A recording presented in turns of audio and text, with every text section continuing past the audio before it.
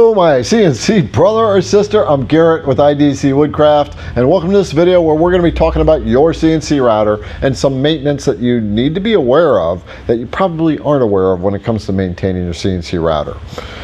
We're going to talk about maintaining the router itself, not the whole CNC machine, but the router. I was doing some test runs today on some new bits for the IDC Woodcraft store. Some stuff that you've been asking for, like this one here, the new 1/4" lightning bit. If you're not familiar with the lightning bit, I've got the 1/8" lightning bit that I had designed for cribbage boards, where you don't have to peck drill, you just drill a hole in one shot, and it's like 1 second per hole. If you want to know or see the video of how fast that really runs, there's a link down in the description. You can go check that out. Super fast, it'll blow your mind. So I was running the test here, and you can see I got a bunch of holes and got some burnt holes because I was changing feeds and speeds. But what we're going to be talking about today is maintenance on the trim router itself. Now, by trim router, I mean the Makita, or this is the Makita here, or if you have a Dewalt on yours, or Ryobi. Those are the ones we're going to be talking about. What happens over time is a couple things generally. One is the sawdust can actually get down inside the router and start clogging the pores of the airflow. There's a fan inside here that's drawing air through it to cool the machine, and if sawdust gets in there, then that'll start to clog that up. Even if you have a dust shoe and you use it regular, you still want to check this out. And the other thing are the brushes on the machine. You want to check those and see if they're starting to get a little small. If they are, you want to replace them. And if you want to replace them, there's a link down below for that as well. It's good to have a backup set of brushes because they do wear down over time, and it kind of sucks when a brush wears out before you're done with their next big long project. And that brush wears out, you'll know it when the machine starts to get a little jerky and jumpy, doesn't seem to have the power it used to have. So what we're going to do is we're going to jump into this thing. We're going to take it apart. If you have a LongMill, then just follow what I'm doing. However you do it on your machine, it's still the same thing. You just take this thing apart.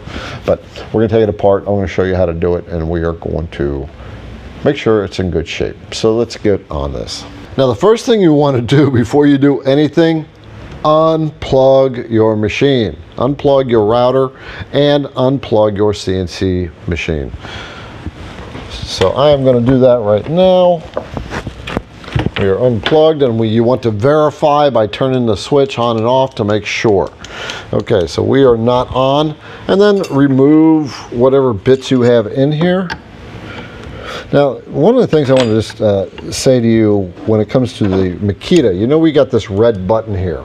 And one of the things with this is, the way I use this red button is simply to catch the shaft when I'm taking a bit in and out, but I do not like to use the wrench to torque against it. Like, I won't try to tighten this thing up with that red button engaged, because what you're going to do is you're going to start causing metal fatigue on your housing, and eventually you can crack it. So that's why we have two wrenches. I strongly suggest you not use this pin.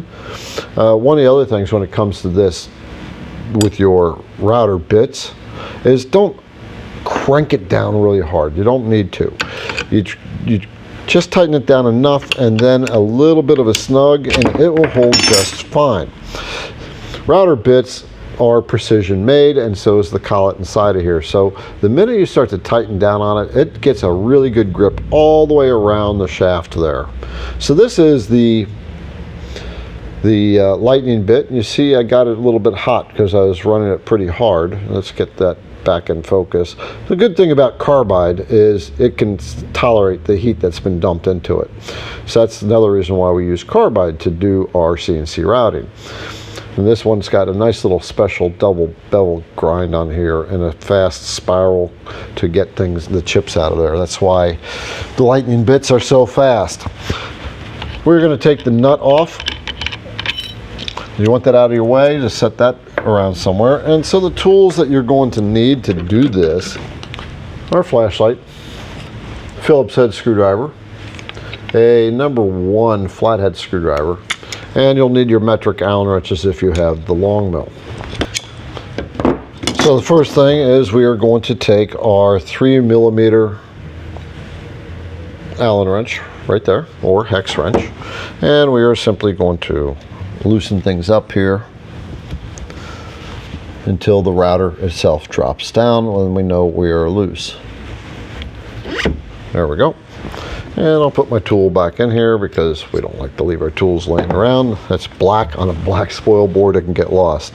So I'm going to pull this off, and we're simply going to use the bracket here as our surface to do our work because the router is through the drag chain right there, and I'm not going to take it out of the drag chain. We don't need to. So the first thing we want to do is take our brushes out, and we're going to take a look at them.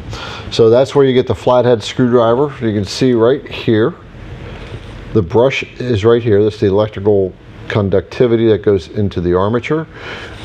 That's what the brush is for, and there's one on the other side. So we want to take a look at those. We're going to pull them out. So unscrew that little cap. Be careful, you don't want to drop stuff. So this is what the cap looks like right here. And it's got a slot on both sides, as you can see there. So it doesn't really matter which way it goes in. It's just there to hold the brush in place. So you see there's a little cap right there, a little bronze or brass cap. We're just going to get the screwdriver in behind it gently and just pull it out. And it'll come straight out. So this is the brush right here. And you see it's got that little roundedness in it because there's a spinning component on the end of it. But this brush is still in very good shape. If your brush is getting down to maybe 1/4 of an inch long, it is time to replace them. Remember, I've got a link down below in the description to get your backup brushes. So we're just going to put that out of the way, and then we're going to flip it around and take the other one.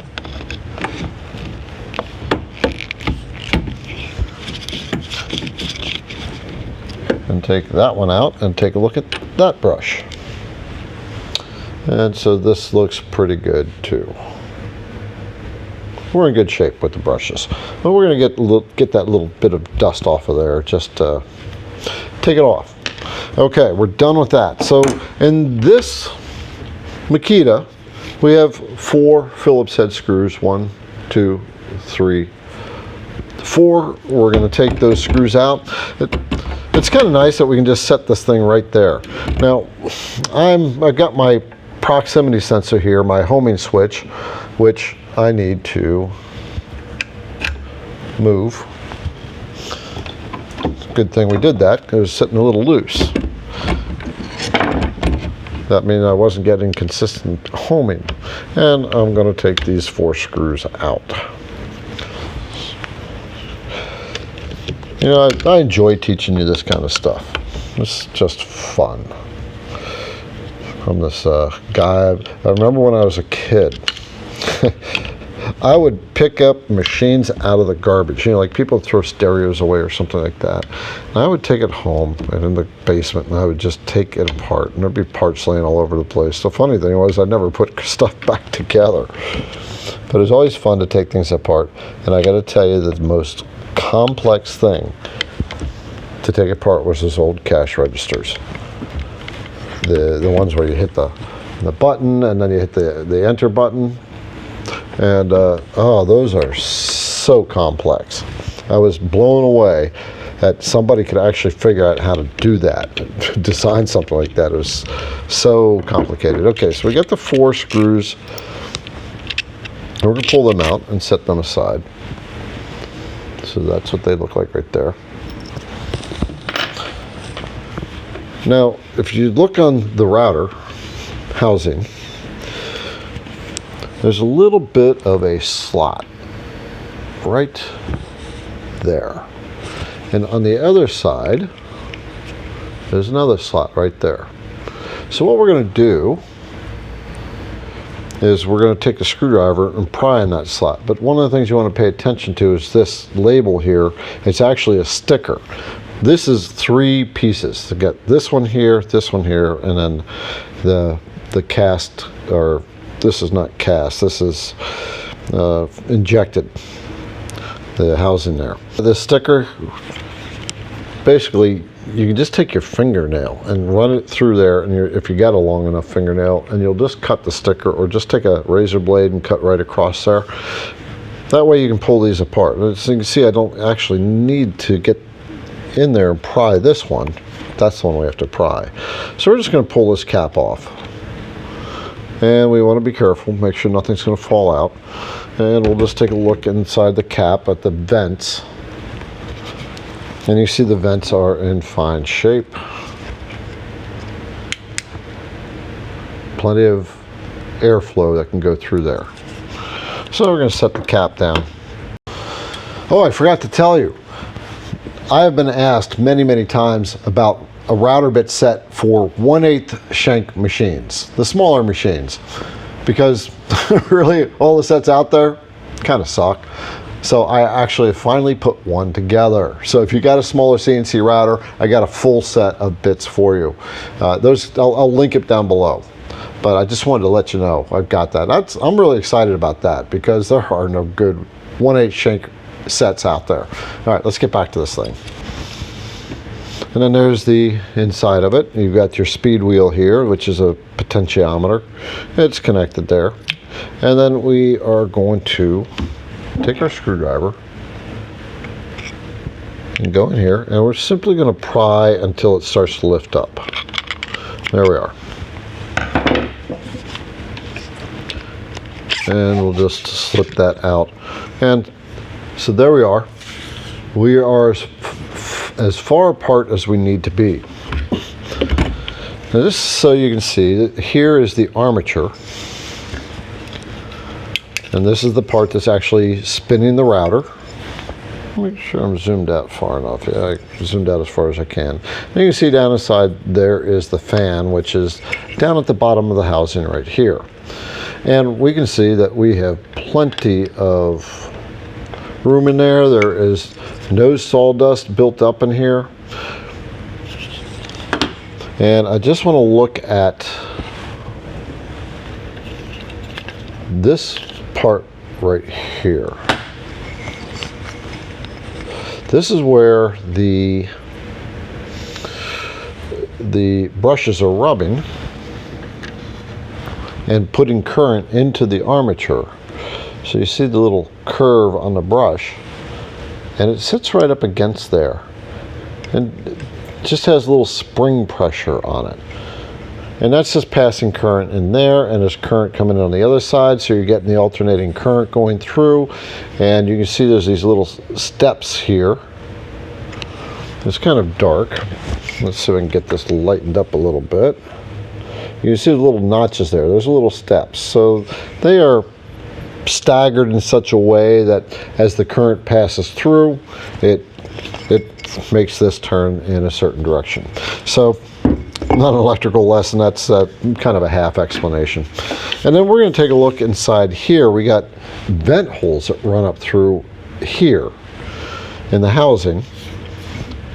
We've got our airflow that comes through the housing here. And so it all runs down through this area right in here. And so what we're going to do is just simply shine a light up through to see if we got good airflow. So there is plenty of ventilation that's coming through this machine, but you'll know it when you open up your router. You'll see sawdust built up all over inside of it. So this is in good shape. We're going to put it back together quickly.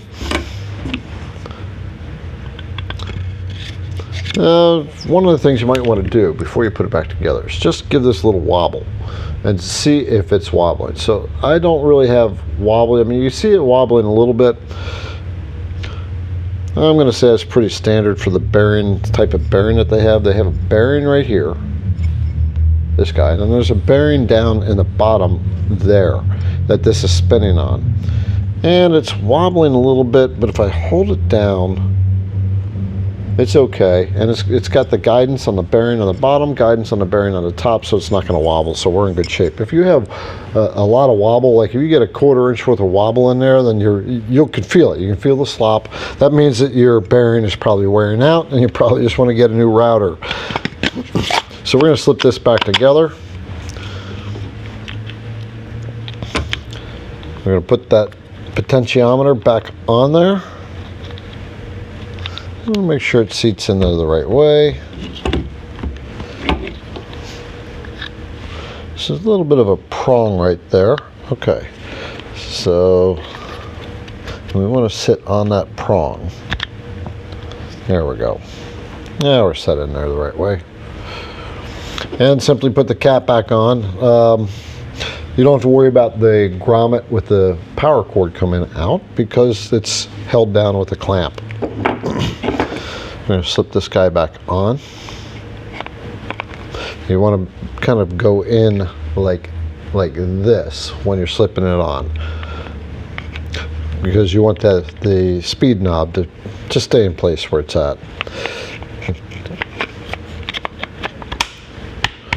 All right, check the speed knob, make sure it still turns from 1 all the way to 6, and we are good. So that looks good. So we're simply going to put the screws back in. Before you put the screws back in, I just want to show you something. The nature of these screws, you can see that they have wide threads on them. The housing here, when it's molded, does not have threaded holes. When they assemble it, these threads on the screw actually form the threads. So we don't want to just start to turn it in. What we want to do is, when we get the screw in here, and just let it drop in and set down, all 4 of them. And what you'll do is you'll take your screwdriver. You got this long screwdriver, and you'll turn it backwards. You won't push down, but you just let the weight of the screwdriver, and you'll turn it backwards, and you'll feel it. You'll feel a little bump. And what that bump is the screw has backed up to that first thread start. And when you feel that bump, then you can turn it around and or change your direction and start screwing it in. It'll go in. But you don't want to try to screw it directly in forward. You always want to go do that little backwards turn. Let's do it right here. So I'm turning it backwards. Let's zoom in. Turn it backwards until, there it was. You can actually see it. I'm going to go back, and you'll see it drop. 1, 2, come on. There it is. That means I can now start turning it forward. And we're just going to start that one, and we're going to start all of them before we drive them all down. I didn't do that one backwards, but fortunately it was already caught in the thread. You would know if it wasn't caught in the thread, because it would be much harder to turn than that first one was. Especially what you don't want to do is try to create new threads. You're just going to do a lot more work than you need to. It won't really hurt the housing, just doing more work against you. So we're going to crank that down. We got that one.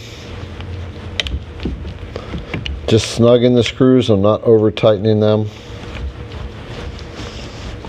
And you notice I went from here to here, so I went across to get even torque on them and even pressure on the housing. I think in this case it doesn't really matter, but it's just a habit. All right, then it comes to putting the brushes back in. Make sure your brushes are clean. And then you can see inside there's a little rectangular slot. It's a little tricky to get these brushes back in because that slot is actually cut to the, there we go. It's really tight as far as the brush versus the slot that the brush is going into. Now we're going to put this screw in. The way you do that is center it up and just turn it with your fingers until you know it's starting to turn in. don't try to start it with a screwdriver, because you could squirrel these threads or cross thread it, and if you do that, then you can mess it up and make it hard to go all the way in. So we're going to drive these screws in, and now it's bottomed out, and I'm just going to give it a little snug, maybe a 32nd of a turn, and we're going to do the same one over here.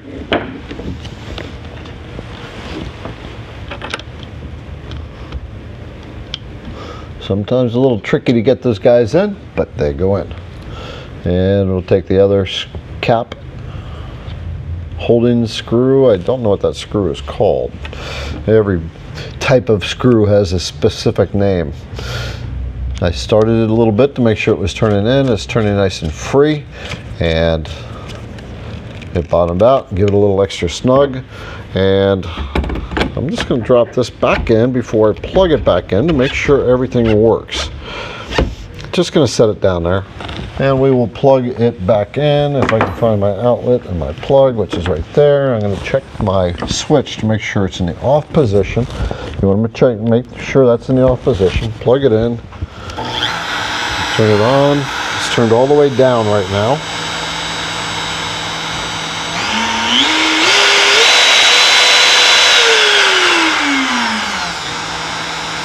And the rest is history. All we have to do is just tighten this clamp back down. I'll just do that real quick. And this is fun taking stuff apart, but at least today I get to put it back together and have fun with it. You notice I raised it up just a little bit.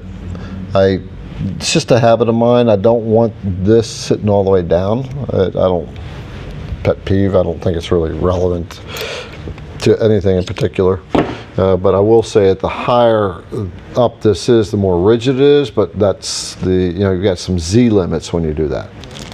Pretty easy to do. You want to check your trim router from time to time. Now it's time to get back to testing some more bits that you have not seen yet. I can't wait to put them on the store.